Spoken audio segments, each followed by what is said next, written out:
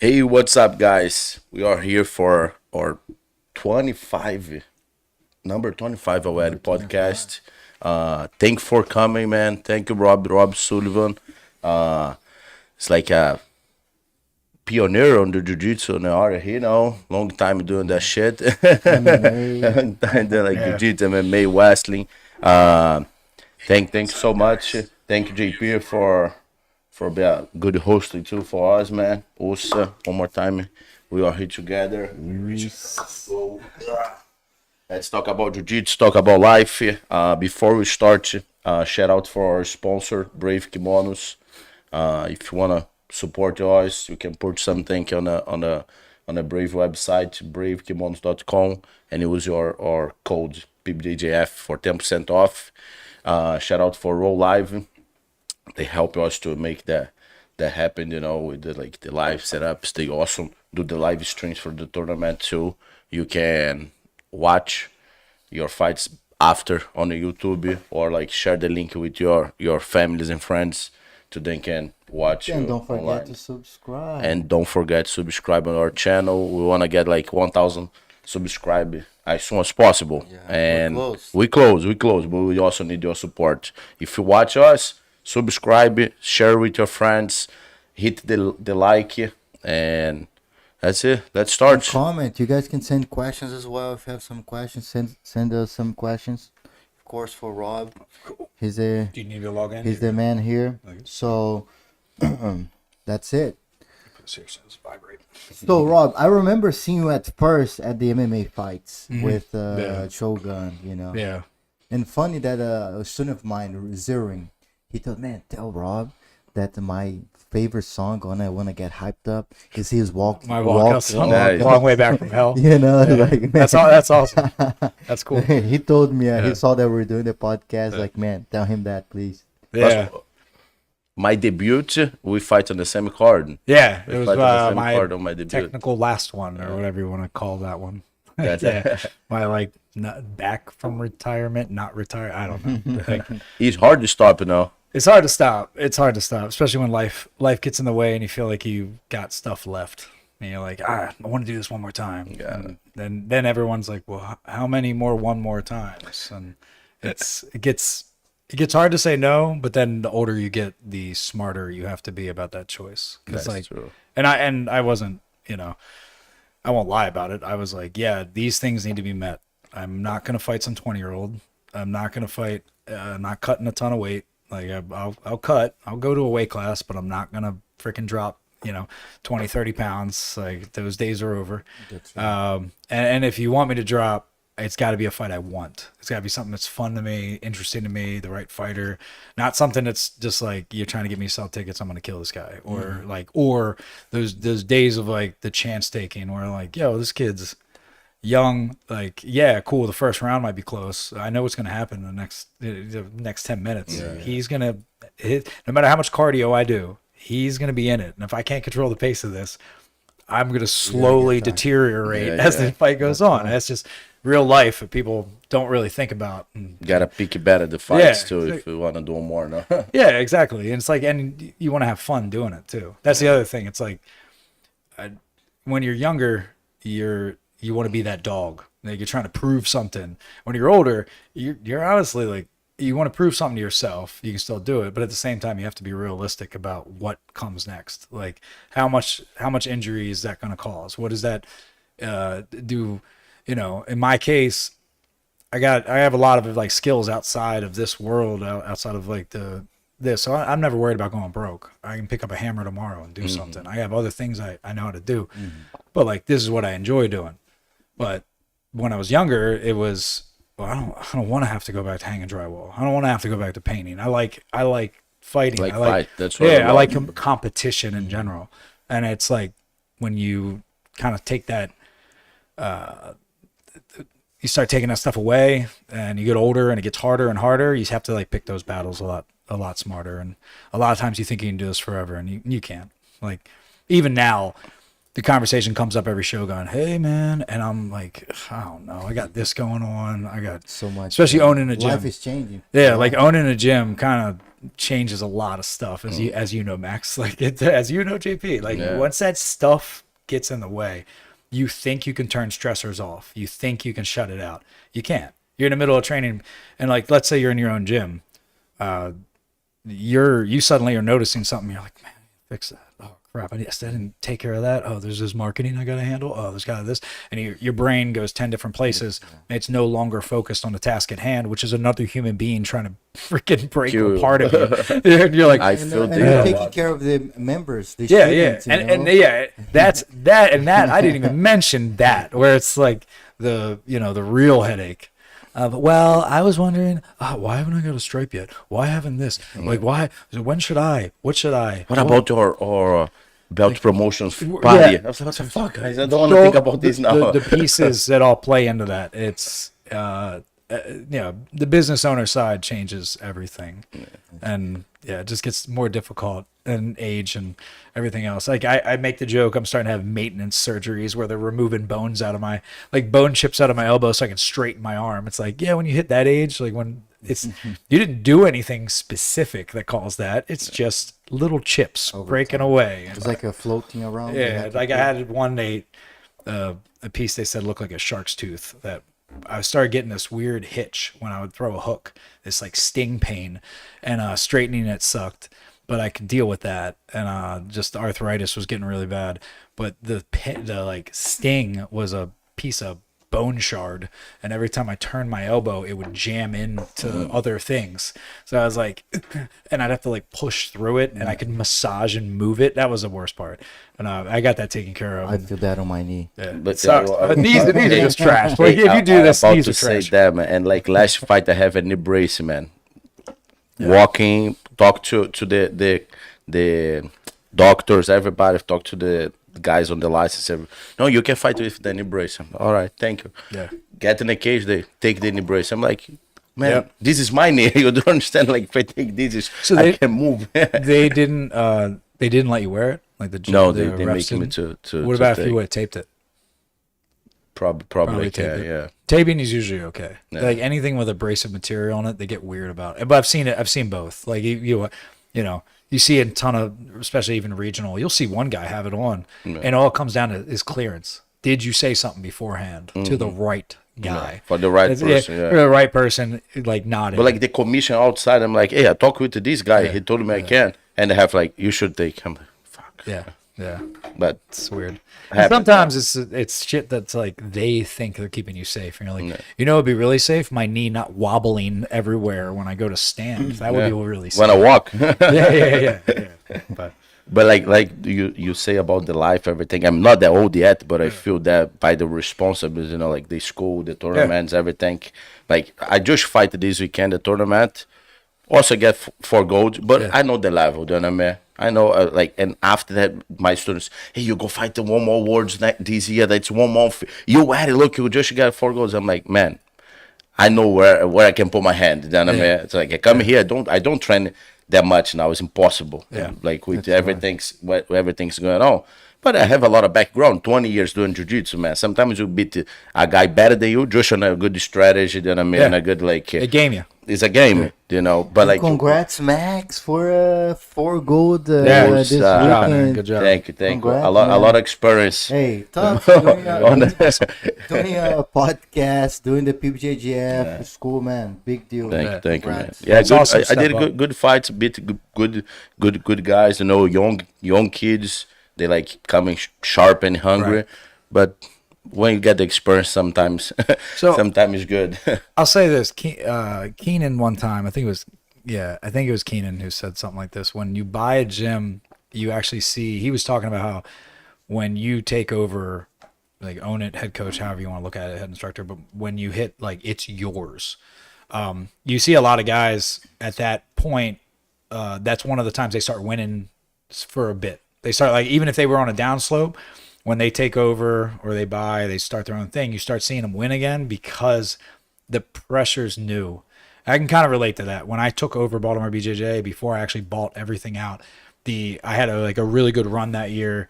Like most of the tournaments I was entering, I was winning. I did ACC trials and stuff, but like the smaller stuff I was winning. I felt really good about it.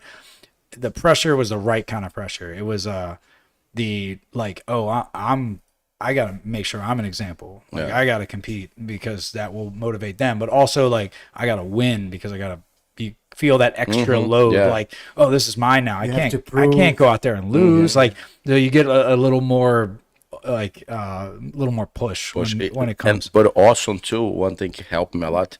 Take the pressure of the results, because like before, when I'm like a pro fighter, I just live by the competition. I'm like, fuck, I gotta win it to like get some super fights to make money, sell seminars, whatever. That's like, that's a game. Then I mean, you need to play the game. And now I'm like, man, fuck whatever. If I go there, beat this guy or lost, nothing changed. My bills will keep you pay Monday. You know what I mean? There's definitely something for a period of time you do need to build your own brand, because as a fighter or any competitor, whether it's jiu-jitsu, MMA, whatever, even in the sport of wrestling, like your brand is you. Yeah. And you're building you. So when you lose a lot, it's bad for your brand. And that's just how it works. And it sucks that that's reality. Like no matter how good you are, no matter what it is, you lose a lot, you look bad. It doesn't matter what it is. On paper, it says loss. It doesn't matter if it's close. It doesn't matter what it is. It says loss. People don't even see the fight. Yeah, they don't even see the fight. They just see the result. Exactly. Yeah. And the people, when it comes to building a gym, you're not really trying to impress your people that are there as much as you kind of think you are. You're trying to make your members happy, or like not happy, I guess, but like you're trying to set a really good example and show that that's really not who it really matters to. It's the person you don't know. It's the member that's coming in, that's going to look you up, that's going to try to, they don't know a story. They don't know your story. They don't know why, like, they don't know how you lost, what you lost. They just know you lost. And they know your record or whatever. The amount of times I hear someone who gets in a conversation with me and talks about another MMA gym, and this is a person who will respect me, listens to me, is coached by me, and they'll say like the record of well, that guy over there, he's like, whatever, like he's 8-8 or something. I'm like, so am I. You listen to me. And he's like, yeah, no, you're right, man. You're right. Like, I was like, you don't know the story. Yeah. Like, but you also, but a lot of students don't even know when they come in. Don't even know who we are. Like, Most what of them. jiu-jitsu no, they don't. is. They don't know. You guys teach karate here? Like, it's over here, guys. It's exactly like karate. You guys wear those like things, right? Gis. Yeah. Do you guys wear kimonos here? I was like, Sometimes. Sure. If that's what you're into, call it whatever the fuck you want. I don't care. So I want to join your dojo. I'm like, yeah, that's cool, man. Like, I don't correct people. Like, you call it whatever you want. They learn with time. Yeah, I'm really not traditional, so like it's tough for me to like buy in all the time to certain terms. Like, my skin crawls when someone calls me professor. Like, I'm like, dude, don't. And master is just master's a hard no. It's a hard no. If they come like, who's a grandmaster? People make fun of me because they know my opinion on this stuff, and they constantly mess with me. They're like, "Hey, Master Sullivan," I'm like, shut up. Like, I'm more the traditional side, to be honest. No, and it's fine. It's the just respect, like the culture, so we don't lose the. So we know where we came from, to like know where we want to be. I think it's why, like, Baltimore, but I respect, Baltimore anyways. BJJ is a balanced gym, and if you know the Megalese brothers, they're like laid back about things. They're Philly guys. Like East Coast mentality is very that. It's like, there's it's a Tom Segura. Yeah, there's a comedian, Tom Segura, that makes a joke about like East Coast attitudes, and he's like, the California, you don't get the same vibe of the West Coast. On the East Coast, it's like, yeah, man, he's an asshole. Thank you, man. I am an asshole. My father was an asshole. It's like, it's just like a cultural. That's a tradition. Yeah, there's a respect. The respect thing is a little different. It's like you respect. For me, chain of command is important. Like, yeah, I'm the owner. I own the gym. I have a head instructor. I appointed him that because I don't want to deal with certain things. But like, you want to consider me head coach or something, whatever terms you want to use, it's on you. But like I think the one big thing I try to push in my gym is the chain of command. Like, hey, that's a head instructor. The kids coaches, they're the kids coaches. They're the head instructors of the kids. Like what they say goes, not the assistants, not everyone below them. Like if you respect that, we're good. How you want to call people, that's on you. Like if you want like the kids do the bowing and everything. My personal classes, I have people shake out at the end. We line up, but like I personally don't care for the bowing, but other instructors do, and I'm not gonna tell them they can't. That's fine. It's on them. As long as you're respectful when you're in the room and you're humble about what you're taking in, and you try to check the ego, which is like one of the hardest fucking things to handle sometimes. That's right. For all new members, old members, whatever. For us too. For all of us, because we get in our own way. Like even learning new things, you kind of have to shut off because you're like, well, it's you have these fundamental things that you. No, that's what it's supposed to be, or that's the way this is supposed to be. Not everything is meant to exist forever. Like traditions can be changed. Yeah, like things are better. If we didn't upgrade our software, like we didn't like try to take in new from whether it's training modalities, like how we actually train, to what's better for the area. Like the area, where my gym is in Essex, it's a lower income area. Like it's hard to have. I just want respect. Like that's what I want out of the people that come. I know the other side of it's tough. Like it's I'm not dealing with people who have a lot of money. I'm not dealing with a lot of people who come from a background of discipline. Like discipline, just in general, like life discipline, like things that keep you in check, because it's just not an area like that. The bar on the schools is low. It's like I don't get kids that come in who are super respectful. It's just not the same. You got to break them. You got to break. And a lot of times breaking them isn't the same in martial arts. It's like almost you got to go to the tougher breaking. Like it's got to be a little more wrestlery. But that definitely you guys probably teach a lot of life skill for the kids. They like the role model. Yeah, I feel like being. They like to be on a match. They need to respect the match. Right. No. And then like he start follow the rules and like fuck. Now I gotta follow the rules. I have like somebody above me that can. And that's outside of the match. Like that's how it's supposed to act. So yes. So and that's what I'm saying about chain of command. Like pecking order terms I use. These are like chain of command. Your parents, your teachers. The generations coming up, that shit's slipping away. And now don't get me wrong, I was definitely an asshole teenager, but I still scared the shit out of my father. Like I listened to what that man said something, I was like, yeah, sorry, I'm sorry. Like I switched quick, and if I backtalked my mother, I knew somewhere in the shadows that man was waiting to put it to me. So it's like the respect thing. As you get older, you understand it. And that doesn't exist, man. Some of it, you see it, and it's just rare. It's a lot more rare than it used to be. With my parents, just to look, I was like, I'm in trouble. Yeah. Just to look. Hey, that's crazy, but look what my dad starts telling me when I start to get big and good at fight. He like, yeah, man, you're getting big, you're getting strong. I'm getting old, but I still can shoot you on your knee. I will shoot on your knee, motherfucker. I'm not gonna kill you, but I put you on the road. Put you on your ass. Yeah. Me and my dad are very troubled times growing up. There's definitely some issues I caused, and he put it to me a few times without turning this to a therapy session. But as we get older, I make jokes about it, like a time he whooped my ass or something. And I remember one time in my early 20s, I had years of wrestling to this point. I hadn't started fighting yet, or doing it, or jiu-jitsu even. He made some joke like that about, remember when I kicked your ass? I was like, old man, you better calm down, because that shit won't happen again. Like, you're gonna have to shoot me, because I will. Because my dad has bad knees, replaced hip. He still works every fucking day, and still goes out and does carpentry. And then he was like a cop for 20 some years. So like he's grinded his body away. Yeah. And I'm like, I would take both your knees out before you can even move, sir. Don't even try to act like that. But yeah. Like, I still shoot you, man. Be careful. Now we can joke. Now me and my dad can joke about the trauma. But I think the respect that we learn from our parents, it's getting away nowadays. I think because social media.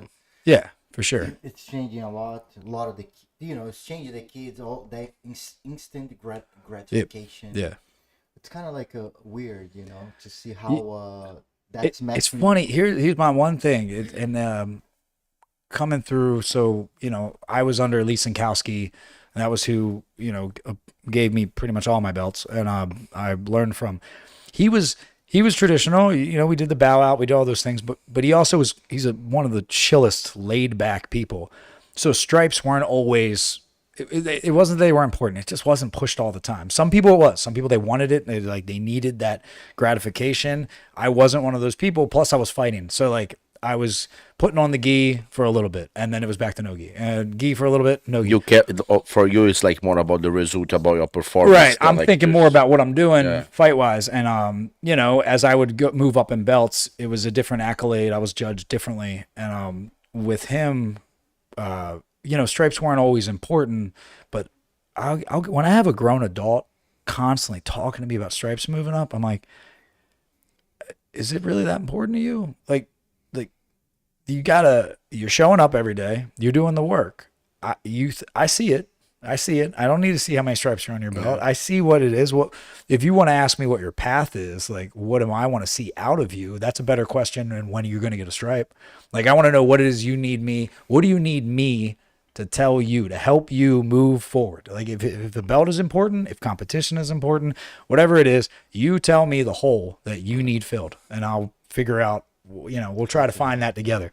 But don't ask me about when you're going to get promoted. Don't ask me about when you're going to get a stripe. Like I don't like that too. No, talk to me about what it is you're missing. Like what part of your game? Because I see some of it. I can tell you, and I will. I'll see it in the room, and maybe some things I'm saying to you every day, and you're going, "Oh, that's what you mean by that." Like, That's right. ask questions, man. Like I like it. But like for kids, I feel different. For kids, I think they need to Kids- way more. yes.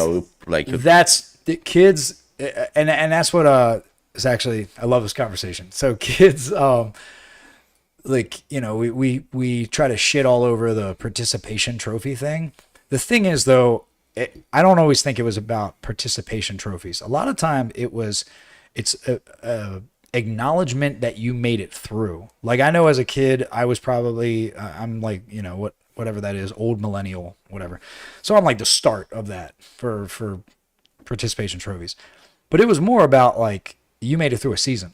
Yeah, here you go. Well, you didn't win. You weren't good. Like I wasn't good in wrestling when I showed up. I got my ass kicked the whole first season. Second season wasn't much better. Like when I was in like grade school, and you get your little plaque at the end of the season, and it really was an acknowledgement of you made it through. Because for every kid like me who got his ass kicked the whole time, there was 5 who did not make it through because they quit. they quit a bit. And like people try to like shit on that. It's like, no, that should be acknowledged. And the same way with kids and stripes and the belt. Like I was talking about this, was over this weekend, New Breed. And with the kids, there's so many freaking weird belts with a kid. I don't even keep track of it. I'm like, well, that one's got a stripe in the middle. And different some schools are different. They're like yellow. They don't do the same things. Yeah. So we yellow stripe. We don't have all the middle. We have like, we don't do the middle line belt, like whatever, the black belt, like the black line in between. We skip like over that one. Gray and white. Yeah. Solid gray and black. That. So, but we do the stripes, and it's one of those things where I think the kids do need that acknowledgement. They need to know that they're working hard. They need to know that you see them working hard and you acknowledge it, because a kid does need that support. Yeah. I think that is a big difference between the sport of wrestling and with jiu-jitsu. Wrestling is more in America, which actually I don't love this. In America, at the youngest ages, it still is like competition first. Prove it out on the mat type shit. And it's like, yeah, super professional. This is a way. Yeah, this is a way to make a kid burn out. Yeah. And especially if that kid is winning at 55 pounds as his little kid and he's killing it, you're asking him to maintain that level of joy in winning from 6, 7 years old. All the way to 18, 20, 24, depending on college. And if that kid is successful that entire time, that blows my damn mind. Because even if they are that damn good, at some point, I'm amazed when they don't question, why am I doing this? Like what? Because usually there's a parent behind them that is pushing the hell out of them to do it. And that kid wants a break. And it's like, if they're smart, they dial back. And they let them, hey, go play another sport. Or this year, I'm not going to enter you in anything. I just want you to go in there and have fun and wrestle. And we're not worried about the competition. Yeah. And like jiu-jitsu does that well because, one, the competitions aren't cheap. So throwing a kid in there all the time, it's like, it's hard. You got to have a parent who's super supportive. Yeah. And sometimes there isn't a lot of options either. It's not like the sport of wrestling where it can be something every weekend and it kills your parents like dying because they're driving from here to here to here to here to here. It does kind of soften it a little bit and make it a little easier to stick with it. Just the expense is what eats people up. Wrestling, it eats up the body and the pressure of competition. Because like you can be 6 years old and walk into a tournament with 30-some kids in it, and it's like, yeah, it's cool. Right. Like you see them win, but that's like doing that over and over again. You burn out, get tired. Like, I don't want to do that shit anymore. Little bit. But when you talk about that, is that kind of how we approach? Like we want to have this area where you can drive distance to fight in your backyard. Yeah. We want to build and bring the largest tournaments in the world to our backyard, where you don't have to fly all the way. Fly out everywhere, yeah. Like that's like, hey, you want to compete next month? PBJJF is here. PBJJF Baltimore Open. Virginia. Next month, Virginia. Pittsburgh's not too far away. Virginia Beach. Richmond. No one wants to go to Virginia Beach ever. Richmond. Philadelphia, Pittsburgh, like, hey, you want to compete? There's a lot of stuff in this general region. I think you guys are doing great things with PBJJF. Every time I say your guys' name, I'm like, peanut butter jelly. It's not peanut butter jelly. Jiu-Jitsu Federation. PBJJF. Granted, if you went with that angle, you would get my attention really quickly. You're like, it's PBJ, peanut butter jelly. I heard that. Jiu-Jitsu Federation. Jiu-Jitsu Federation. Right. All right, I do that. I'm in. So I'm just we gonna don't have that in Brazil. eat peanut butter and jellies while rolling. I don't know if I love that, but I will try it. Maybe But, we should talk about like the competition. Like, man, this weekend I'm in Atlanta. No, I see kids from all the USA, California, Texas. The kids travel, like, and show like a level of jiu-jitsu different. Oh, Man. dude, we're like you're seeing it already. 16, 17, 18-year-olds are just sweeping adult level black belt stuff. Like that's the future. When people when you try to explain that to people who, I mean, I hate to say it, but once you get like 30 plus and you're starting this thing, if you got big dreams of like being a world champion, it's like, I hope you got a time machine, man. Because one, you're not an adult division, so you can't use a lot of steroids to make it to survive in there. Yeah, but that division is gonna be overrun by those kids. Rotulos, those. No, but like, man, I talk about like 6, 8, 10 years old. I saw that little kid. Probably you guys know him, like Icaro, yellow belt from AOJ. Man, oh yeah. That kid like a superstar. He walk. The other kids like picture. He takes so many pictures when he jump on the mat, man. Yeah. He just like It's crazy. His level of jiu-jitsu here, the other kids here. You know what I mean? Pull guard, but like spider guard, De La Riva, beating bull. I'm like, the fuck, man. That's like I'm 20 years off of jiu-jitsu and I don't do that shit. Yeah. No, I agree with you. And do you see the same thing? I think you're seeing this in a lot of sports because kids are specializing really young. Jiu-jitsu is a weird one because coming from like exercise science and where my study and background is, like I look at like a lot of things about overtraining or and how easy it is to destroy a kid's body. I few years outside of a divorce, but my ex-stepson, who I'm still close with, when he was in middle school, he started that. He is a very good baseball player. Like he playing to national teams, everything. They were flying this kid around 10, 11 years. He was 10 years old playing on 11U team, national team. Like he's good. Like he's a kid. If you go to a little league baseball game, you're watching a little league. You're bored out of your mind. It's terrible. I go to watch his games, and these are all elite kids, and I'm like, God damn, these kids whoop my ass. Susie, right? Yeah, Susie. Yeah, so his son. Yeah, he's a very good baseball player, Dom, and he got big level, top level, right? Yeah. He played on the best travel teams, everything. So middle school, Tommy John, Tommy John surgery was on the horizon if he didn't slow down. And it was just because he did too much of the same thing. It's like grappling is different. Grappling is like, it isn't so specialized that the overtraining injuries happen because you're doing too much of the same thing over and over and over again.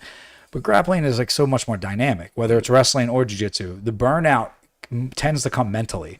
It's like the injuries, they add up. but they're usually freak things. It's not exactly the same as grinding away at the bone. Like a pitcher, if you start young as a pitcher and that's the only thing you're doing, that shoulder, elbow, and knees are eventually going to have that problem because something's going to give. Like the body can only take so much.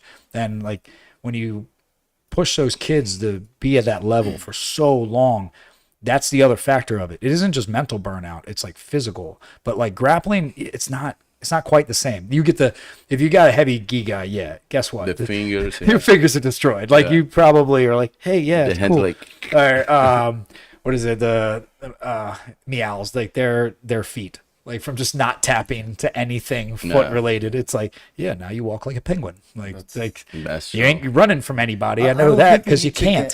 I don't think you should be ready to fight. I don't think you need to get to that point of no, you don't. Yourself, you don't. Because I like one thing I learned about grips is sometimes you don't have to fight the grips, or you change your grip, or you follow the movement.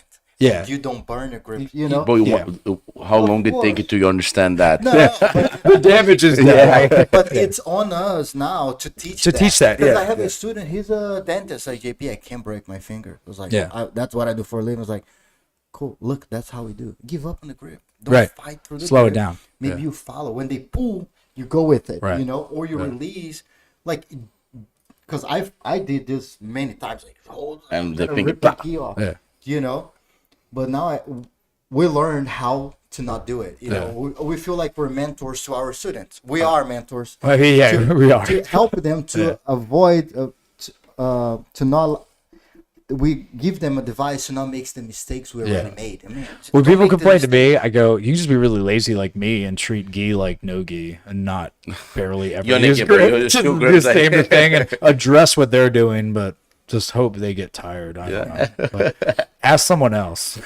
It's kind of how I feel about grips. Can happen sometimes. There's plenty of guys that do. Yeah, there's like things I don't like. I don't do that much gi anymore. I teach it, but I don't like really. It's not a focus for me. It's not fun to me. It's something I use as a tool to slow me down and think. But it's just not like what I find enjoyment. What you join is like grapple. Yeah, like it's grappling. Like it's like you set that clock going and whatever, I can do that. The sub only type formats and like I aside from a few rule sets, a few of the rules like ADCC rules I enjoy a lot. Aside from takedown stuff that drives me crazy, but like turtling pisses me off anyway. But the heavy like I'm not destroying my hands like that. I was a carpenter for a long time. I have arthritis in some of my hands already. I don't need to add to it. Like there's mornings if I do gi for several days, I wake up and I have to literally push my finger back in because it's like it's caught and I like have to like jam it because like in kindergarten I broke this finger. Well, I broke like this hand and popped this finger wide open on like a. They don't make them anymore, but like kids used to have big wooden building blocks, dangerous as shit. And I would like build these big things and act like a superhero and crash through them, or like let them fall on me because I'm a genius. And one of them fell. Yeah, one of them just smashed and broke my hand, and this finger like exploded. Oh my god! Back to the things. Too much grip. So I don't know if Nick Boley. He's we have a lot. Baltimore BJJ had a lot of names come out of it over the years, like people that moved to other places, and they started their career, whatever you want to call it, with us, and then moved out different places. And Nick is one of the he was or is the head kids coach at AOJ. I don't know if he is still. He's there though. Anyway, me and him we were training partners for years trying to kill each other. And back then I was extremely heavy wrestler. You didn't see me touch my ass. Like I didn't hit the mat on my back. I avoided it at all costs. But this was like 10 years at this point. And he was going after my neck on something. He's doing everything he can to guillotine me. And he did get it. He got it with like the clock beeped as I tapped. I was like, motherfucker. In this like 6-minute match we were having in the room. Well, when he gripped so damn hard, pulling on his hand to get it, he dislocated his own finger, and I heard it under my like jaw go, and I'm like, it's my neck. He sits back, and he's like, and it was his middle finger, and it was this right here had jumped over his knuckle, so his dislocated and pulled back, and he's like shaking, and he looks at me and goes, "You got to pull it out." I'm like, "What the fuck do you mean I gotta pull it out? You fucking pull it out. And like one of our other training partners, who was I look at him. He's in nursing school. He ain't a nurse, but he was in nursing school at the time. I'm like, Robin, you pull it out. He goes, I'm not doing that. I'm like, and I grab it and I go, all right, 1, 2, 3, and it doesn't pull. It doesn't pull the first time. He's like, do it again. And this time, because I didn't want him to tense up, I go, all right, 1, 3, 1, 2, and I pull hard as shit before he can like react to me, and it clicks and resets in my hand, and he goes white, falls back like, thank God. And I fall back like I'm gonna throw up, because I'm like, it was disgusting, because I could feel his whole thing reset in my hand. I was like, I never want to do that again. That's Yeah, I think I never dislocated any finger. It's like poppy before, but never like Yeah, I haven't. No, I never have. I just have arthritis. It locks me up, and I have to like push and stretch and pull through. But I've never had anything dislocate. I've been been places where I've seen it happen way too many times, especially wrestling ankles and stuff, where you think something totally broke and it's like a full dislocation. But yeah, fingers, that's a common thing. People jam them. And no, like a couple weeks ago, I'm training with Ricardo. Put him on the Ricardo. Ricardo, big guy. The big guy is usually around you sometimes. Yeah. I put him on the last one. He just like deadlift me. Bow, pull the arm. My finger pop it too. And like that middle finger, boom, come to the side, but not dislocated, but it hurts a lot. Yeah. Like, fuck, that's bad. Yeah. But thanks, not dislocating. Before I realized the reality of my height, I liked basketball a lot growing up as a kid. I still don't mind watching it, but like as a little kid, I had an uncle who like loved college basketball, and he got me into it. And I probably got more injuries just like missing a dribble and slamming the ball into the tips of the fingers than anything I did in wrestling in my hands.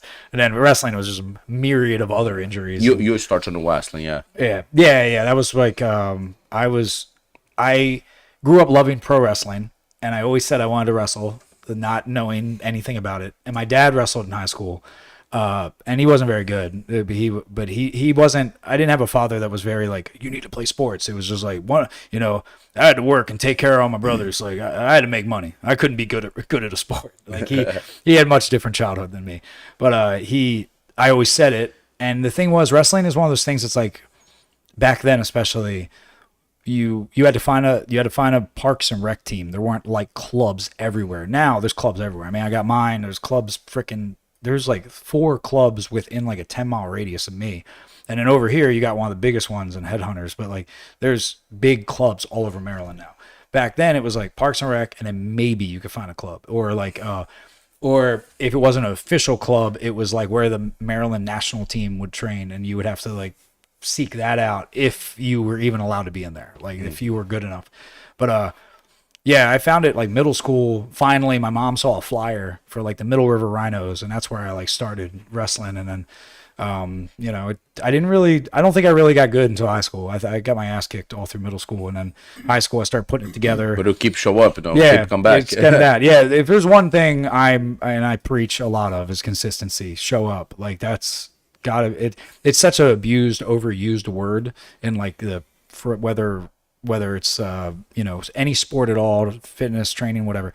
But it's true. Like, yeah, in life, yeah, just show up. And like we say that, and I see people even try to shit on it, and we're like, yeah, well, it's not just that simple. Like it is fucking simple. Show up. Just fucking show up. Like it is that simple. Yeah. And there's you have that first initial anxiety for doing something and things like that, but it's like sometimes you want to get better at something, you got to get over it. You just have to show up. And I still had it when I was fighting. I didn't have like, I knew Rollo and I knew like the guys at Ground Control, but I didn't know if I'd be fighting any of them, so we didn't have a relationship where I could just go over there and train yet. And then I was driving to Philadelphia to train at Balance and spar there.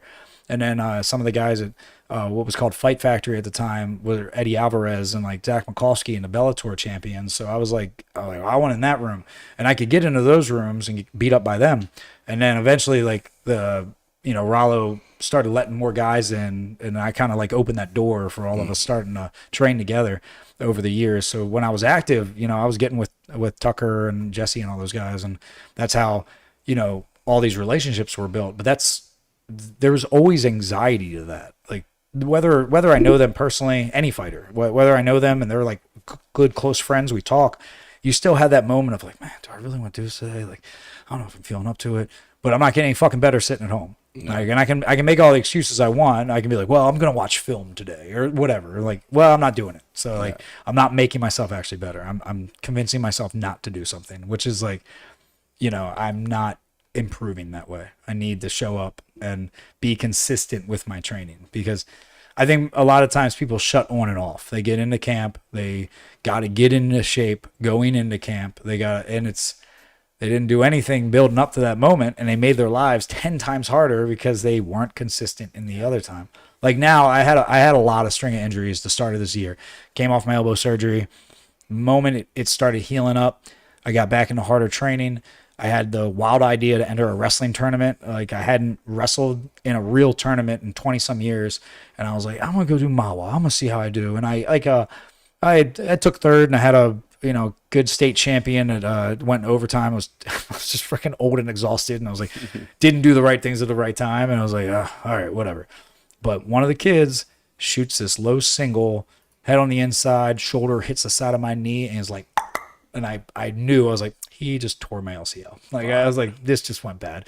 But he didn't even score off it. I was able to actually keep him down. I got behind him. I scored, but I ride legs a lot. Especially, I rode legs a lot in high school. But now with jiu-jitsu, oh, man, I get boots in on you, like legs in on you, hooks. And I'm happy as hell doing it to a wrestler because they don't deal with that. And that's why I try to get my wrestlers to do jiu-jitsu in off-season. And I'll even, like, put them together and say, hey, like, take the subs off the table. Like, I don't care if you don't want to do this in that way. Work it to open your mind a little bit, because I'll tell you right now, if I get your back in wrestling, I get both hooks in, you ain't coming out. Like, you're not getting up, you're not getting my legs out, because I'm so attuned now from grappling to ride on the back of somebody and not worry about falling off. Whereas, like, when you're younger, you only really understand a few things of that, and as you get older, the experience makes you better. But after I popped the knee, I was like, well, not putting my leg back in because I couldn't bend it. Put the hooks. So I ended up having 2 more matches and winning them, but it was one of those things, like the realities of it, like jumping in like that. Did you swallow a lot? It didn't really swell at all. Like, so when I've had both MCLs, I tore my I had minor tears on my MCLs, a full tear on my ACL, and then a minor tear on my LCL. And like the outer ones will heal if they don't completely tear. Your ACL doesn't heal, so it's like you always have to have surgery. I have 3 ACLs. Yeah, it sucks. It's the worst, and it's like the most the most depressing months of your life, because you really can't do anything. It's fucking difficult to drive. It's difficult to shit. Like your whole life is difficult. I competed 6 months with no ACL. So I did. I think I probably could have sucked it up if it wasn't for the MCL going too, because my stability was gone. So my ACL, it sucks and it's painful, but that's why like guys like Spencer Lee or competitors can go in and do that with no ACL. If the other ligaments are in check, just put a brace on, a real tight one, you'll get by. It ain't smart. But mine need to come out sometimes. Oh yeah, it's grind. Well, your ACL's purpose is so that your femur doesn't drive into your tibia, and it's like, well, it's gonna start pushing over, and it's gonna start driving your kneecap. It's gonna hurt you more, and you'll start tearing through the meniscus. It's like driving, on brake pads as they're going away. How do you call when you mess up the cartilage? It's when you tear it. You have your elbow. Oh, I had like the bone chip removal? No, the other thing you have. Arthritis? Arthritis. That's the other thing I have. I have lots of them. It's like my problem, they lock sometimes. I'm rolling or whatever, and boom, I feel that your lock. Knees? Yeah. Yeah, and it's usually meniscus. Push it hard and then like pop again. And so when your meniscus tears, they will trap. They'll get stuck in the joint, and then I've seen that firsthand, like where persons were rolling and they're like, and they have to like, you hear them pop through it. Out, yeah. God, it's gross. In the morning to leave the bed, I gotta pop my knee first, then stand up and start my day. People are gonna listen to this podcast and be like, why the fuck am I doing this? Guys? What's wrong with me? I never got hurt bad doing jiu-jitsu. Every time soccer, for me, soccer and motorcycle. I used Motorcycle? to ride Yeah. crazy. Like dirt bikes? Or just speed bikes in the street in Brazil. I was Oh, like okay, yeah. wheeling, you know, like go through the cars and 12 then o'clock cars- boys in and Baltimore. then the car just come in front of you. Boom. I'm just imagining you as like with the group in the hood, just Yeah, riding yeah, down the like, street, wheeling. I'm No yelling at you to dirty get bike. the fuck out of my way. No, Yeah. dirty bike. No. But it was like speed, like Yeah, no, I know what you're saying. Like a Kawasaki. 15-year-old man. I never Yeah. die. And then I woke up in the ambulance. Yeah. Where am I? I mean, they're like heaven or what's going on here? It's like no, you got an X. Yeah. Thank God. I had a But after that, I was like, I'm quitting motorcycle. I have one accident in motorcycle. Thanks God, not too bad. I broke my fibula, you know, yeah. but it's not bad. Like 6 months out, and You just after that, went down. Yeah. Just like kind of no, like I'm on the street riding like this, and that guy crossed this line, and he Fuck. got me on a, So you got on the T-boned side. on a motorcycle. Yeah. And Damn. like the car gets You're me on lucky the as side, like shit. boom. Yeah. Like my father had motorcycles, and he sold his last bike. He bought another one later in life, but barely used it. But midlife crisis type shit. But he sold his motorcycle the day I was born in parts because he had wrecked it. And he literally the day I was born, he left the hospital, went home to sell it to the guy, and like parts of it were in crates. He was like, "Here you go." And I kind of felt like I don't believe in a lot of things like spiritually, but I was like, I feel like that's a sign I shouldn't Like, get on a don't get on a motorcycle. But the day I motorcycle. was born, he sold his bike. I probably shouldn't do that. I still have one, but And like there's- I don't use that much anymore. And there's one thing I learned about a motorcycle. If you ride a bike, you're gonna fall one day. So that was my dad. I used to talk about wanting them. I like riding dirt bikes and stuff like that. My dad was like, well, there's the guys that have crashed a motorcycle, and there's the guys that are gonna crash a motorcycle. There's nothing in between. I'm like, And that building to fall now. If you put they stand up without that thing, they gonna fall. That building to fall. Yeah. And then you like a lot of times like it's not on you, it's someone else, but you are the shock absorber. Yeah. Like someone hits you, you're gonna get hurt. Yeah. If you hit somebody, you're gonna get hurt. It doesn't not need to be your fault. yeah, You're going they to just get hurt. kind of get hurt. You know? Yeah, like it doesn't even need to be much. They change lanes, they're looking at their phone. Okay, I don't like that things. All right, guys, let's talk about other things. Yeah, I'm the only one to have motorcycle on that table. He doesn't Please, like, guys. Let's chant that. Oh, it's a rainy day. You're right. Yeah, but like whatever. Let's follow up on your career. You know, like you start on a wrestling, boom, growing up, and how you decide to fight MMA or All right, like. so you're about to get a chunk of the story, like a good amount of people know. But so I wrestled, grew up wrestling, went through high school wrestling, and then there was a little bit of the conversation of like, do I go in the military? What do I do next? I don't really know what to do. But the other thing was, I'm very big into music, and when I was I would, especially in high school, I was going from like wrestling practice to band practice, and I played in like lots of punk bands and stuff. And so when high school ended, I started college, started community college with the thought that after 2 years, I'll go to, at the time, what McDaniel College is now. It was called something else, but they had a like good D3 program. Some of the guys I wrestled and beat me were there. So I was like, I'll go there. Like they have a good team. They were conference champs back then. And then the thought in my head, I'm like, God, I hate school. I'm not really comfortable. Like I don't find any joy in this. And also was going for things that I just felt like I should do, not because I wanted to go. Like the reason I go to school now is because I want to learn. I'm trying to take in more Something knowledge, specific, like for what I do. And with back then, it was like, all right, well, I'd rather tour. I'd rather see the world. I'd rather freaking like do this thing in a real way. And so I, from 19 to like 26, I mostly was doing band stuff. I'd come home from tour, train a little bit, and around 2006, my friends started doing jiu-jitsu. So I had, Jeff was one of them. So Jeff, and then my friend Kenny, who's at 50-50, like one of Ryan Hall's brown belts. Mm-hmm.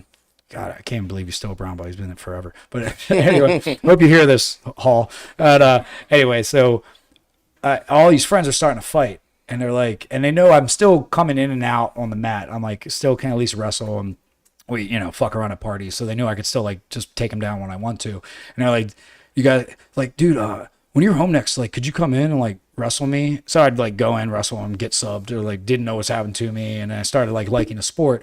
At the time, owner, Rick Slamba, Form owner. So he was one of those guys there as a blue belt and then a purple belt kicking my ass. And like, there was all these names in that room. Guys were, I was like getting the shit kicked out of me by who I didn't know would like go on to be, world champions at this or that and open their own gyms and stuff. And, so I'd train a little bit, go back on tour, train a little bit, go back on tour. But I got to see the whole world without getting shot at is how I always look at it. I didn't have to join the military, but I got to see, like Southeast Asia, Australia, New Zealand, North America. Nice. Like I saw all this stuff just because of, and Europe a ton of times, all just, doing that. And then, we finally hit our point in 2010 where I wasn't stoked on being away all the time. I was kind of getting tired of being broke. I was tired of like that grind of like being gone 5-6 months a year, coming back, not having a lot of money, living like just what I needed to do. Because a long chunk of that time I was living in a warehouse with a ton of other like kids like me and like band practice all night and stuff like that, worked at bars. And I never was, I never really was a big drinker. So, or like into drugs or anything. So like I never had that problem. Like I never fell into that. It's good. Yeah. And I liked working out. So like I never really got too out of shape. And then I got really into it while being on tour. I started like really starting to read up on different things about fitness because I wanted to come home in shape to train just so I wasn't coming back and like always dying. And, so it was like a really slow process. And then I call it the band. We decided to like kind of call it, suspend it, whatever they really want to call it, because we did some more stuff after that. But we stopped, and I was like, all right, I'm gonna full time do carpentry and just do side work, and I'll get by. And I think I got 3 months into that, and I started talking about wanting to fight. I was like, fuck this normal ass life. Why do people want to live this way? Because I didn't have kids. I didn't have a wife. I didn't have nothing that told me I needed to do that. Have a normal life. Yeah, I didn't need it. Because you only, like, honestly, when, and I learned this in my marriage. Like I like to think I knew it beforehand, but I really didn't. I thought I did, but you don't until you're truly with someone. Like, they still need your support. You're supposed to be there. You're supposed to be a person for them. And like, then and at that point in my life, I didn't have that. I didn't have any reason to do that. So it was like, all right, I'm going to fight. And I, had 3 amateur wins, and I was 27. I was like, how many amateur fights do I really need? I know I'm learning on the job. My striking was not up to snuff, but like, fuck it. I'm out wrestling these guys. I haven't, no one's got... I jump straight to the pro. Yeah. And, yeah. Great. So here's the problem, though. You know how fucking hard it would have been for you to find as a, who you are in jiu-jitsu? Yeah. You would have been... I get 6 amateur fight camps. I'm like, fuck that shit. I don't want to try it more. Nowadays, it's hard to find. Even now, it's hard. Yeah. So I had my first match, knocked a guy out in 12 seconds. I'm like, oh shit, I can hit people hard. Like, not knowing, never. I wasn't a guy who got in fights. I broke up fights when I was a kid. It wasn't me. Like, my friends were those kids, and I usually was the one who was trying to be like, yo, stop it, man. You're a fucking idiot. Like, I was the one who usually tried to help. But like, so like, that happens. I win this first fight, and then I beat this pretty good wrestler, champion down in North Carolina. And then my third fight, I win a belt here when there was an organization here for a little bit, did amateur. And I was like, fuck it, I'm doing it. And then I ran over the first pro fight. I, beat that guy, just pretty much like wrestle fucking him. Your typical, just like blanket him, like old John Fitch like style, like just boring. Like, you're never gonna get up. I'm never gonna let you up. And if you do get up, I'm gonna take you down again.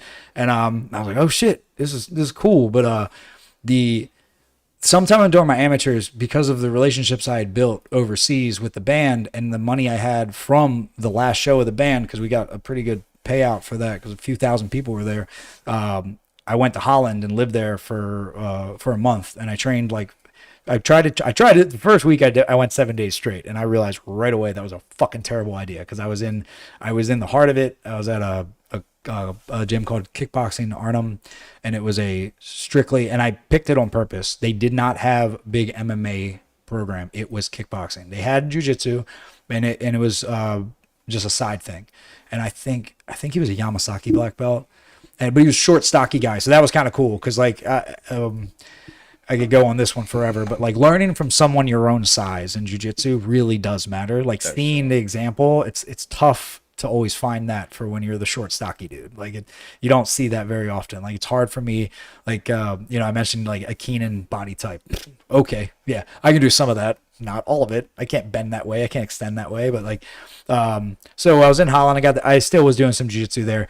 But I was getting fucked up every day. I got my nose broken. I got one of the worst stingers of my life, neck-wise. A kid hit a question mark kick on me, and like I couldn't feel anything. It scared the shit out of me. I thought like I wasn't gonna walk type thing because I collapsed. I didn't get knocked out. I like fell to the wall and like I couldn't move my arms because the kid was trying to prove a point because I was American. He was like, I was like going harder than he thought I should be. So he throws this question mark kick, and I'm not a good striker at that time at all. I don't even understand it very well. You just shoot the kick. Boom. Yeah, like, and I take it, and I'm like all wobbly. I can't feel my hands. And if you've ever had a stinger, like it feels like you're being electrocuted.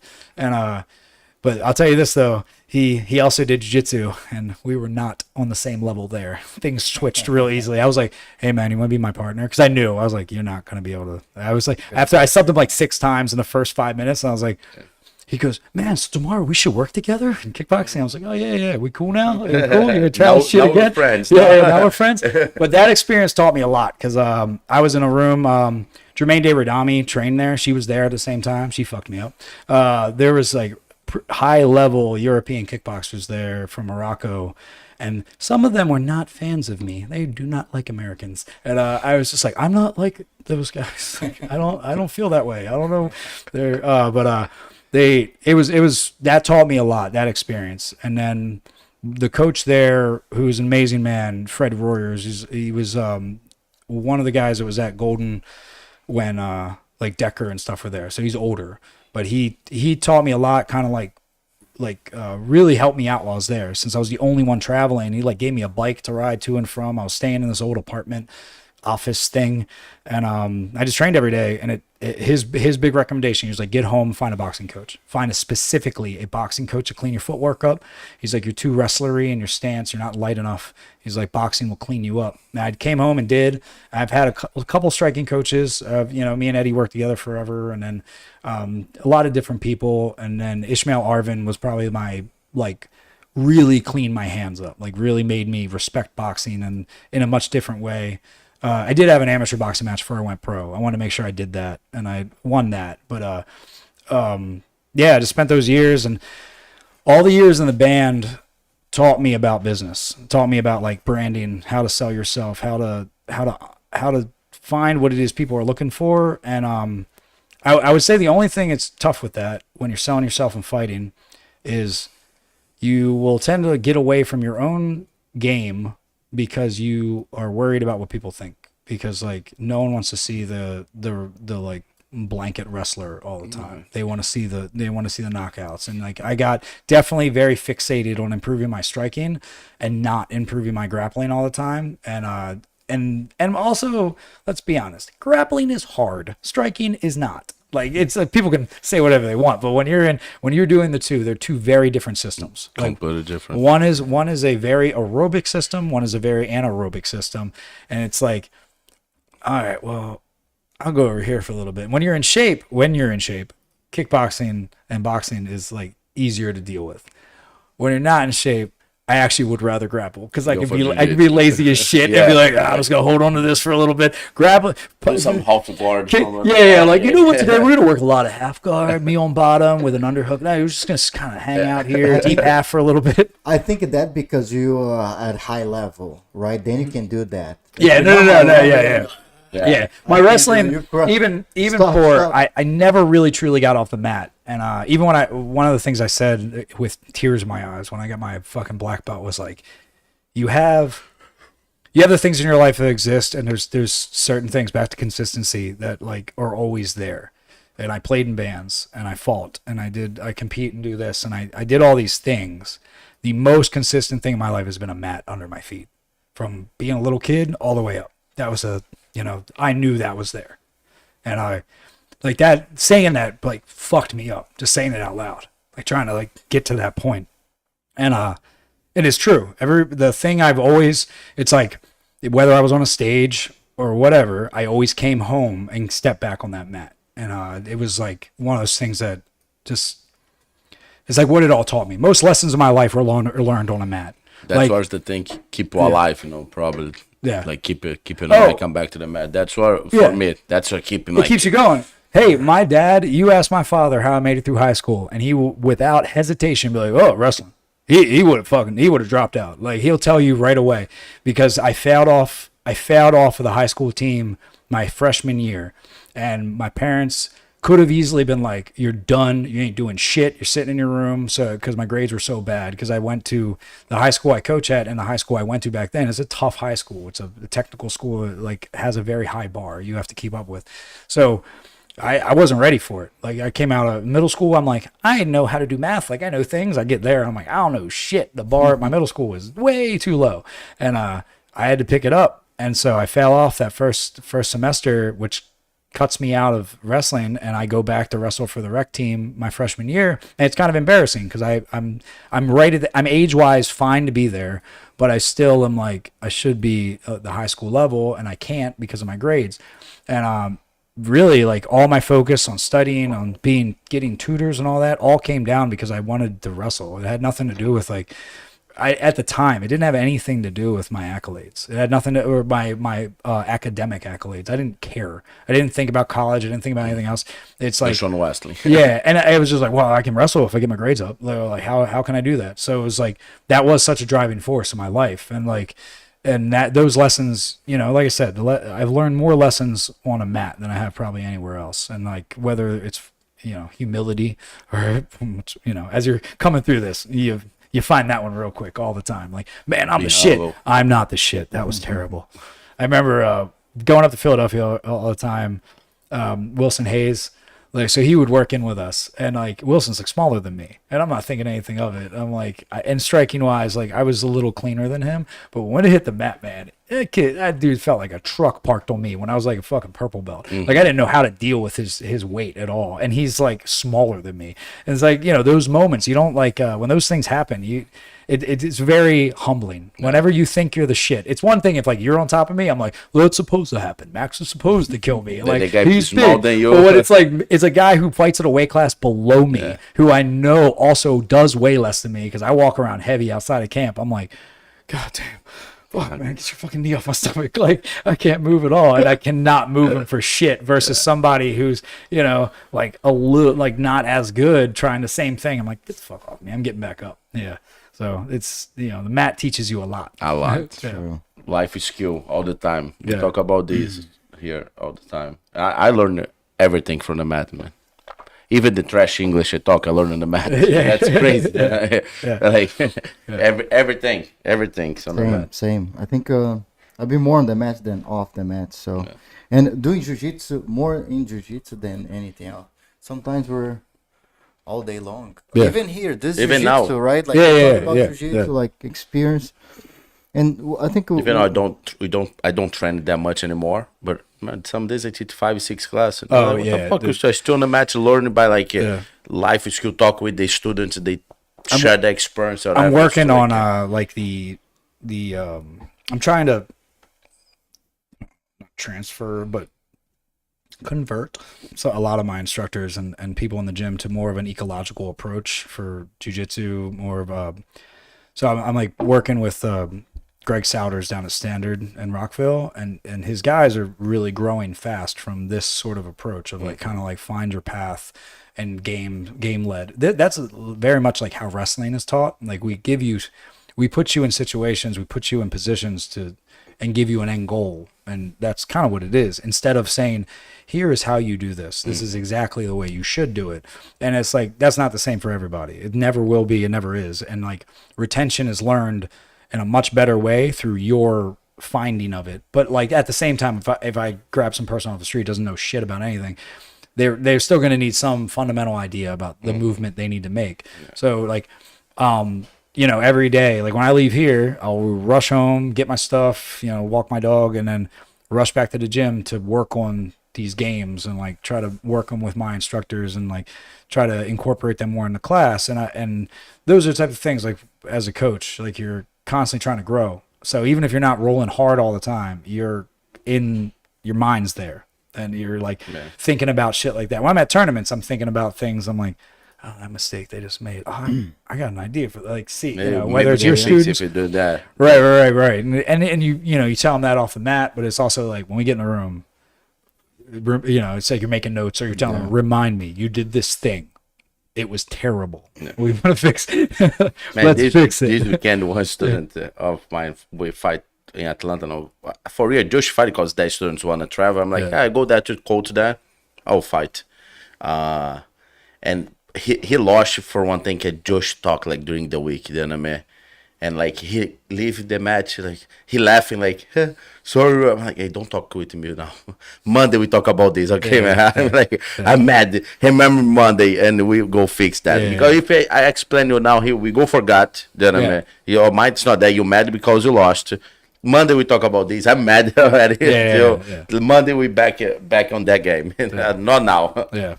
So we have some live chat here, guys. Ron's always there. Always Ron's here, the biggest shout out listener. for Ron.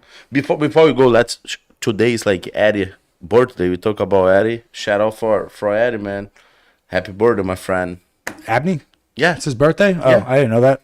I've spent his birthday with him before. You probably see him at the Pan Ams, right? His teams come strong to the for Pan Ams. Yeah, he's been bringing a lot to that.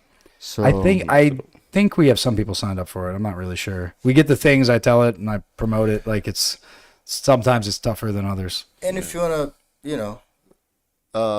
being in the Hall of the Fame at some point at PBJJF, this is the time to take it. If you're the first PBJJF Team Pan Am's champion, you're gonna be in the Hall of the Fame when we grow. Like we know that, hey, consistency. What are we doing here? Yeah.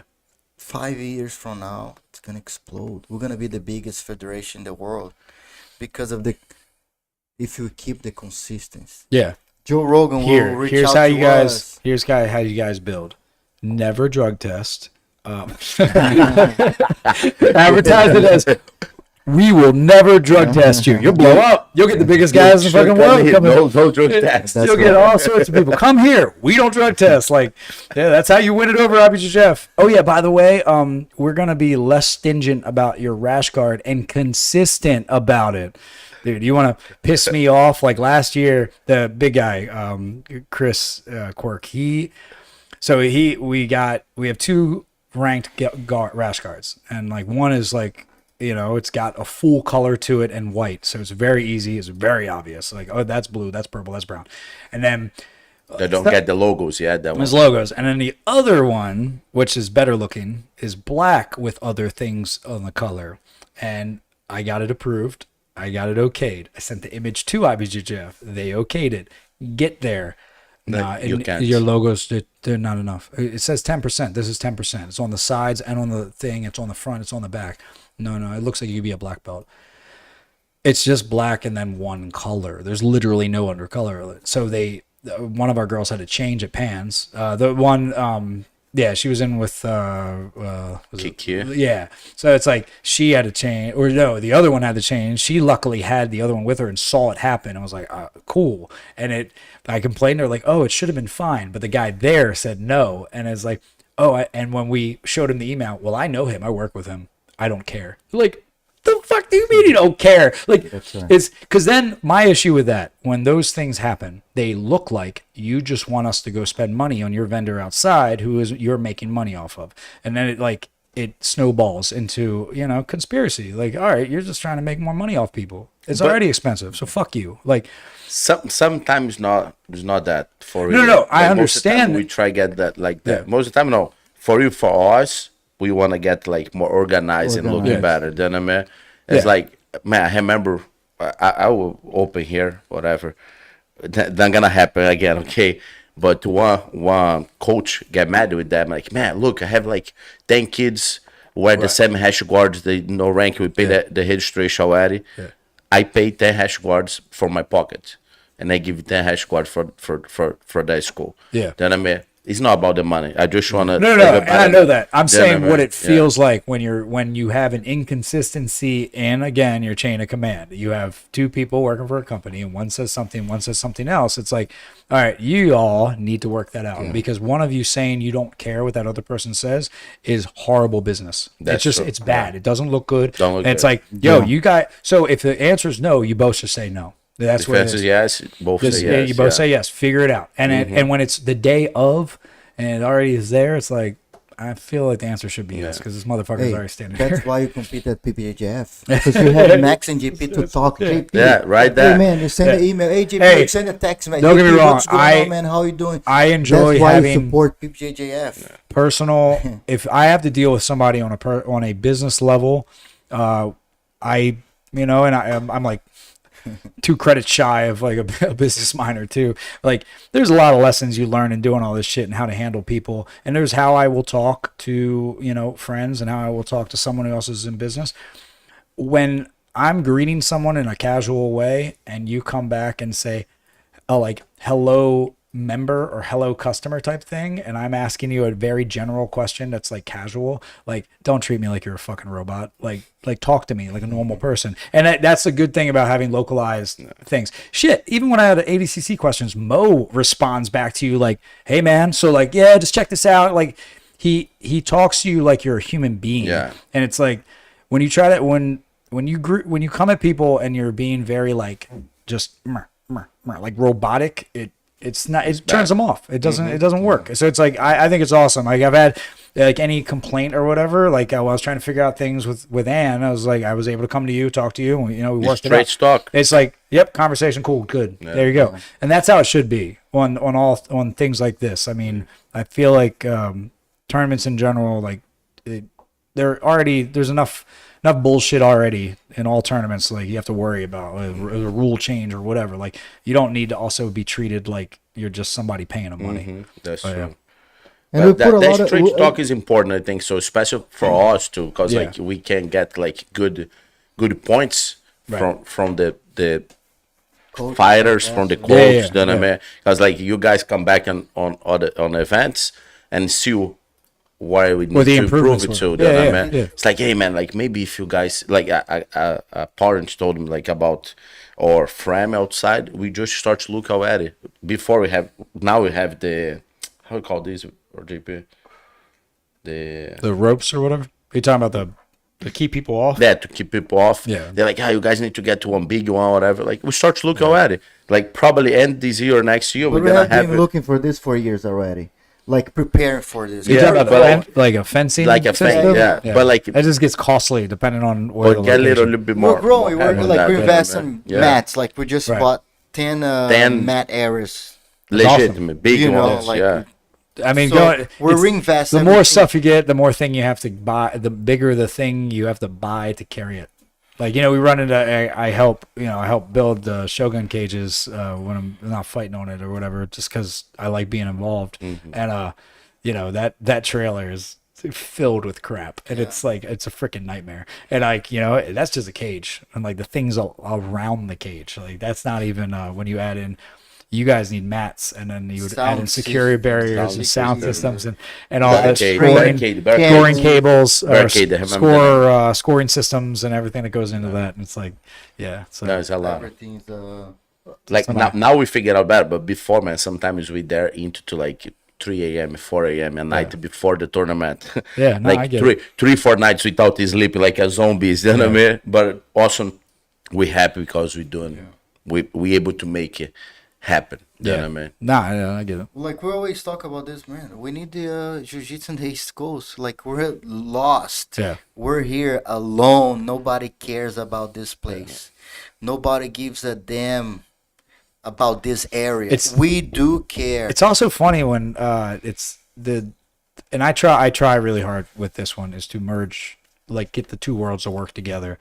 But like, Maryland is south of the biggest hotbed of wrestling in the country in Pennsylvania, and like it's like there's mats galore, there's places galore, there's tournaments every freaking weekend up there, and that's why those kids are so fucking good. Like, most of Iowa's starting team is PA kids, not even fucking kids from Iowa.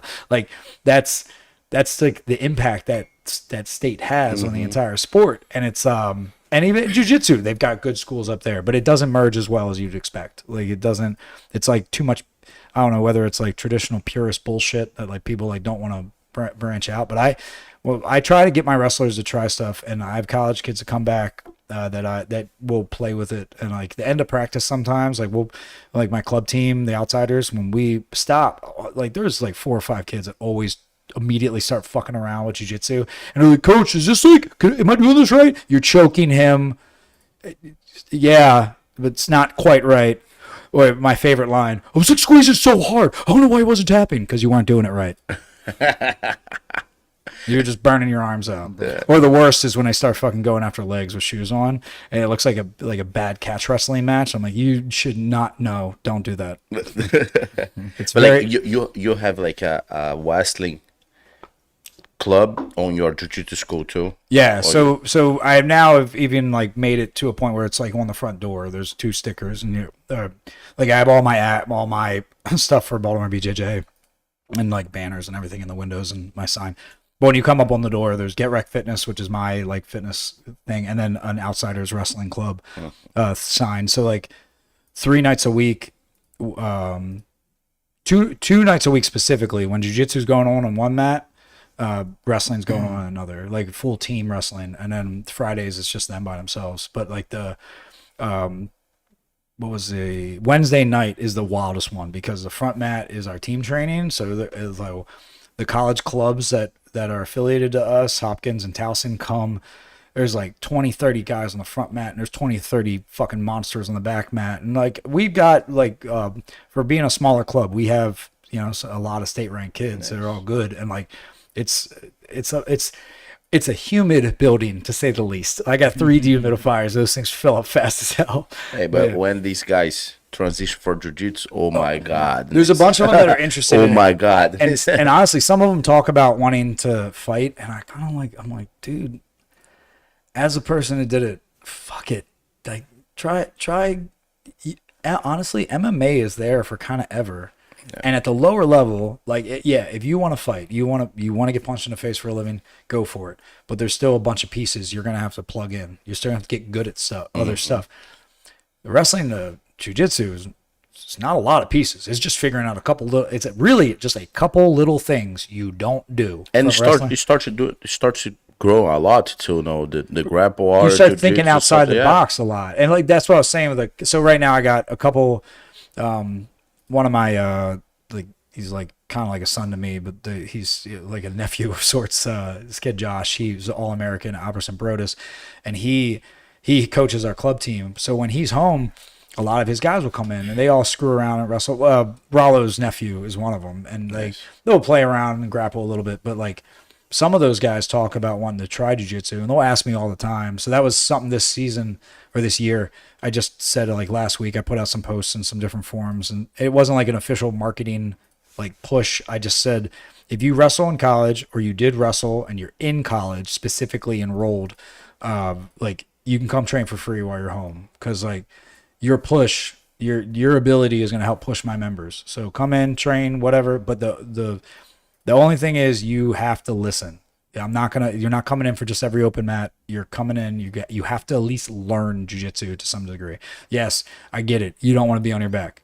Yeah. Learn how to get up.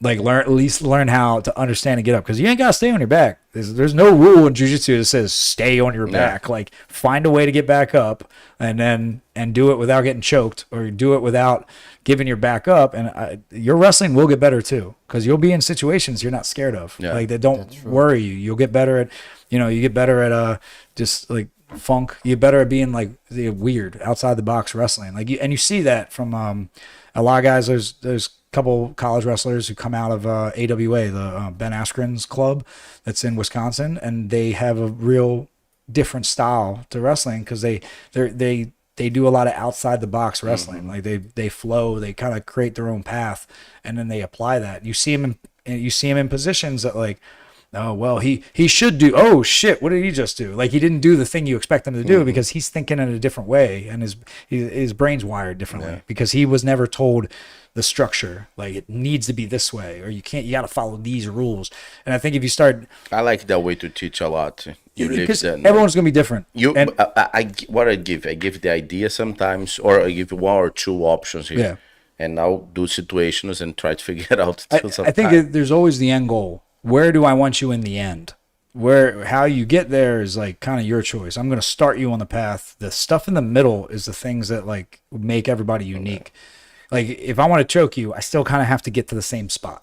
But how do I get there? I might get there much differently than somebody else, So, but teaching everybody like this sometimes is hard. Oh, you get like a old man on the mat, whatever. Yeah, 58 years old, 60. Yeah. It's not that old, but a lot of people start on that age, you know what I mean? And you put the day to learn like on that way. It's a little bit hard. Sometimes he needs to like 100%. And I've seen that firsthand, and I have to dial it back for that guy. And that's where it's in a room of several levels. You kind of keep him over with somebody that's a little safer. Because one of the things that comes along with that style of training that I think is really important that gets overlooked is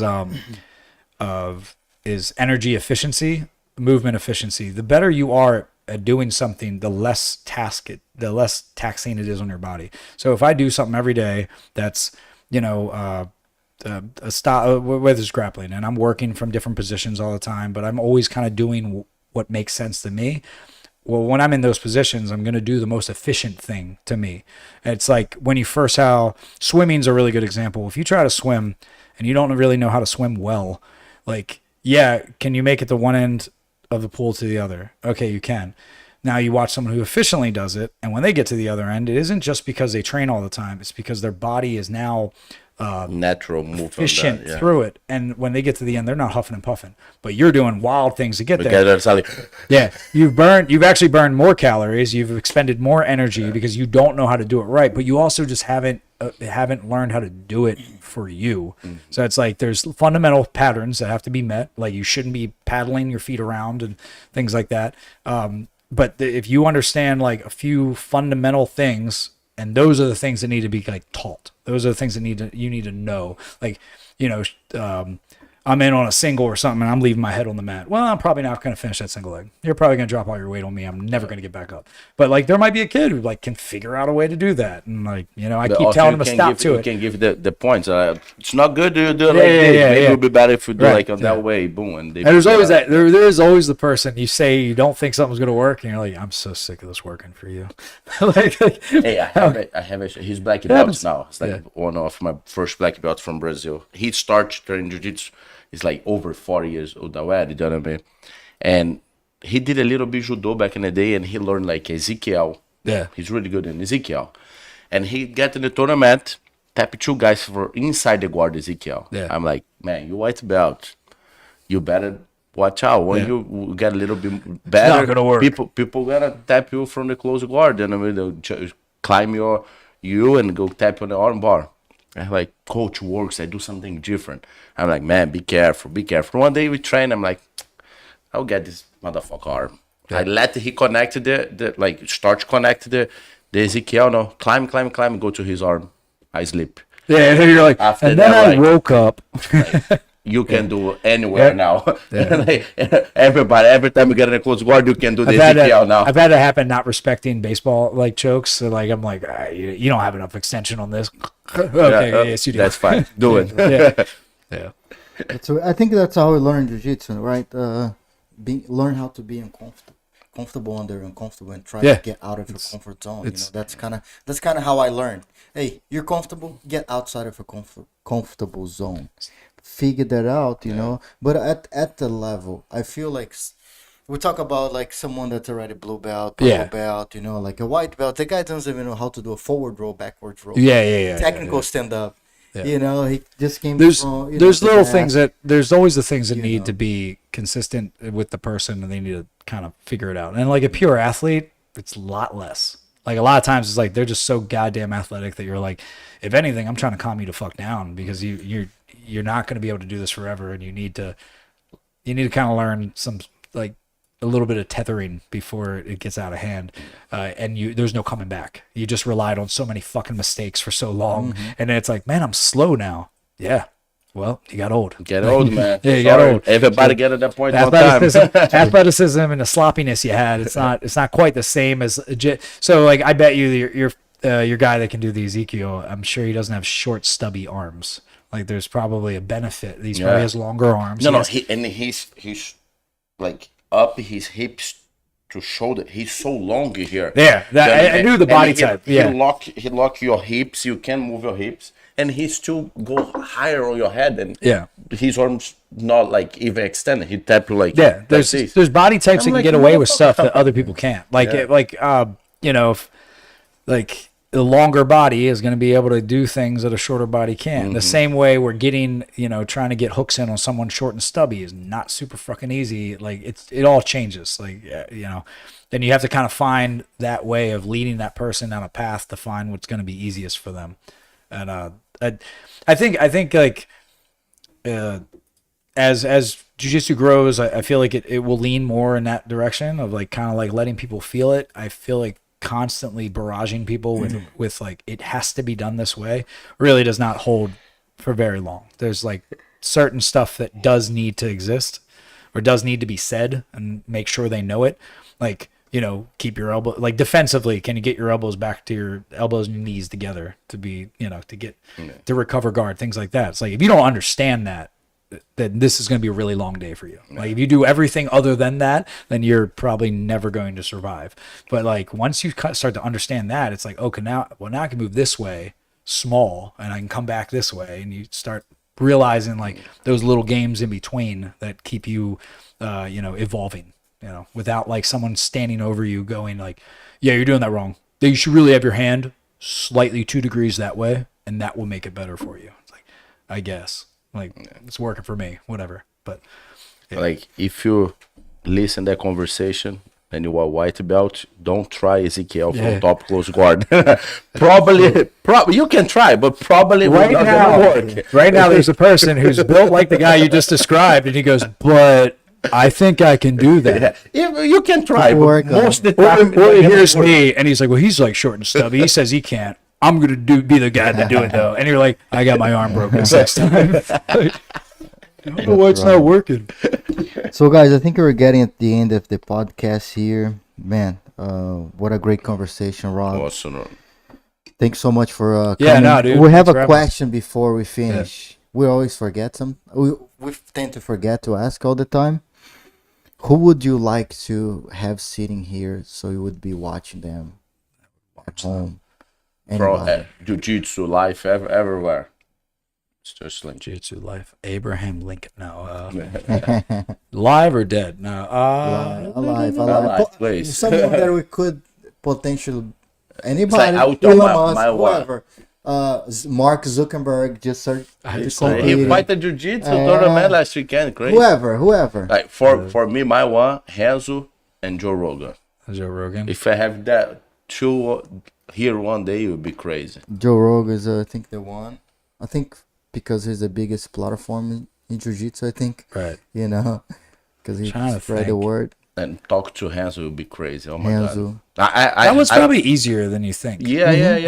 No, I've been with him a couple times, but I don't know how easy bringing him to Maryland to sit down and we. If we're just talking like people I like to hear, I'd hear from and hear stories from just because of the current situation, like Marcelo, like just because of his, if he's recovered, like hearing about that, like that's Marcelo Garcia, probably the nicest human being I've ever met in jiu-jitsu, and like hearing that was like hearing this is sad, but I hear he's doing well. But that would be, thinking about players in the game or coaches and things. I like hearing from coaches more than I like hearing from competitors, just to hear their outlooks. I would not actually say Danaher because I don't want to hear him talk. But that podcast will run like 10 hours. 7 hours later, he's finished the first question you asked. Sorry, somebody hear that and be like, I'm gonna fuck him up. All right, cool. Probably that for like an actual conversation. I would like to hear about like someone like that. Locally, there's it would be interesting. It would be interesting to hear from like judges in MMA. They never get interviewed for things, different ones, and to hear their takes on things. Like, I'd be curious to hear that. I don't know which one off the top of my head, but like, that's the type of people I'm interested in hearing. Maybe their opinions. Mario Yamazaki. Yeah. He did my all three matches, right all down the three street. MMA fights. He's done 2 of mine. Yeah, Dan Mergliata was there for one of my worst knockouts, and like if that dude didn't step in, I would have been fucked. Like if he didn't notice my eyes were in the back of my head, I was already unconscious before I was being choked. It would have. Yeah, he was the one that looked and was like, oh shit, before it got real bad. Yeah, like guys, like I'm always interested in hearing opinions of the people within the system, not so much the competitors. The competitors, I do. There's some that I think are well spoken and like have a good grasp on what they're doing, and then sometimes it's like they do so much of this stuff, their personality is that of a doorknob. So it's like trying to hear them talk, you're like, yeah, man, you don't do anything else. That's crazy. That's right. It's like the same conversation. I play video games and I'm like, I'm just in the gym all the time. And then they describe really, That's true, man. they describe all these true. like complex jujitsu things, which I do enjoy hearing. And I like want to hear about their training, but it's like, that's it. That's it for you. Huh. That's cool, man. Like, I mean, that's why you're fucking great, because like that's the only things you do, and it's like they talking video game slang. Or Mike Musumeci eat pizza and passes all the time. So yeah, great. He's interesting to listen to in a much different way. Like, but yeah, Mike, we want you here. Yeah, it would be awesome. And yeah, I think it's been a great podcast. Cool. Thanks so much. I think it's one of the many ones we're gonna have with you. So every season we're gonna get a new mug. Cool. So you're taking that one. Yes, thank you. And take this mug with me. We're gonna be doing a different version. Cool. That means you need to come back that here. means you need to come back that. I like talking. Hey, yeah, this is a special mug for special people. So yeah. If you have this mug, you're special. She told me this was mine. I was like, sweet. I don't. My girlfriend loves coffee. I don't, but it's one more mug for her coffee. Cool. That's right. I got to slow down on coffee. Yeah. And I just want to give you guys a heads up. We have the Pan Am's coming in June 24th. Guys, if you're not competing PBJJF, you're missing out. Missing out, 100%. If you want to be the best grappler, fighter, competitor in Jiu-Jitsu, come and compete PBJJF. Put your name out there. You're going to get published on social media. You might have an opportunity to come to our podcast, get the spotlight. And same for the school owners, the schools, you know. Man, if you're not bringing your students to compete PBJJF, they're missing out. So don't let them miss the opportunity to compete with us. The fastest growing federation in the world. PBJJF, the fastest growing federation in the world. We're doing 30 events in the 2023. Awesome. So eventually, next year, we're expanding to the west. And we want to bring the west to the east. That's the goal. We're going to keep the biggest tournaments in the east. And we're going to bring people from the west to the east. We're the East Coast missionaries. Yeah. We're on a grow jiu-jitsu here. Like I said, there's nobody who people don't care about us, about the great people around here. But somebody needs to do it. We need to do it. We need to do it. You know, like, hey, if you're from the East Coast, support PBJJF, man. Support yourself, because PBJJF is here for the East. Too, no? It's coming back to us, you know. Man, if is there any other event, same month, come to PBJJF. We're from here. We're from your backyard to grow jiu-jitsu in the East Coast. That's their goal, you know. So if you guys want to compete at any PBJJF tournament, you're watching out there, you don't want to miss it out, pbjjf.smoothcomp.com. We're going to have a event very close to you. So look around, travel around, come to Pan Am's. We're doing Worlds this year. So if you want to be... keep checking the rank too. We do the rank separate for each belt and age. You know, it's going to be nice. Ranking by age, by belt. So, guys, you're missing out. If you're not PBJJF, you're missing out. Coming by and train and competing around East Coast area. I'll see you guys soon. What's up? Thank you. Thank you, Rob. Thanks for having me. Awesome, man. Thank you. Great talk, man. Yeah.